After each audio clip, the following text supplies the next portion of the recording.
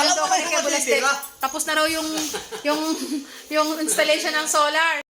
So, kailangan daw ay itaas lahat ng breaker sa gilid. Itong inverter ba to? Lahat yan. Lahat yan itataas. Tapos, anong gagawin? Okay. Open. I-on mo to. I-on. Yan. Lakasan mo. Ay, malakas. Yan. Para siyang robot, no? Tumutunog. Ngayon, Yan. maglakad yan. Tapos kapag tumunog siya ng gano'n, Loading pa yan. loading siya, Yan, 60. okay na siya, nag-60 na. Okay na. Tapos susunod natin itong Main breaker. main breaker. Tataas natin. Aray, ang tigas ha. Ang hirap naman taas nun. Ayan. Yan. Naitaas na siya. Tingnan natin kung gagana na, no? Saksak natin tong electric fan. Ay, hindi umikot. Ayun, gumana. Very good. May hangin na.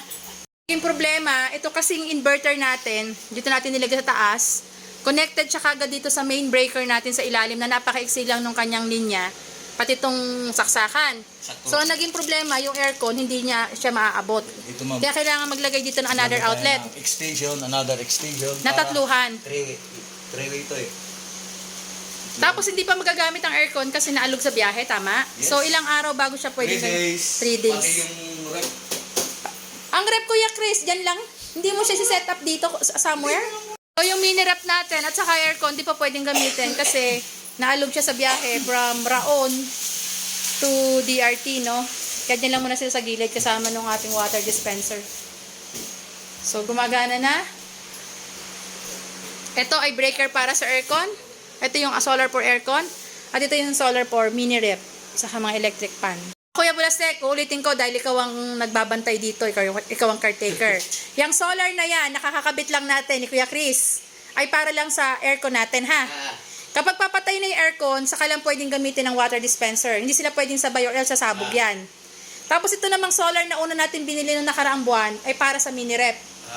Ito ang saksakan for mini rep, ito ang saksakan for aircon. Aircon at saka yung... Palitan sila ng water dispenser. Okay po? Huwag mong pagsabay. Kaya pag may... Bawal pagsabayin, ha?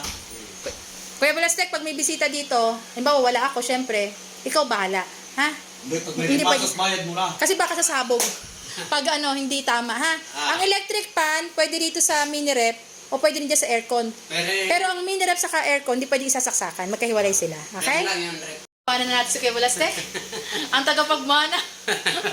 At ang nagkabit, pag may Pero ma'am, sumabog. lugi, ma'am. Ano gito? Umuwi na tayo ng San Jose. Paano ba naman? Ang merienda nila ngayong hapon. Tingnan nyo naman si Kuya Bulastek, nagpamerienda. Di ba? Long neck. Papasalamat yun. Pasalamat.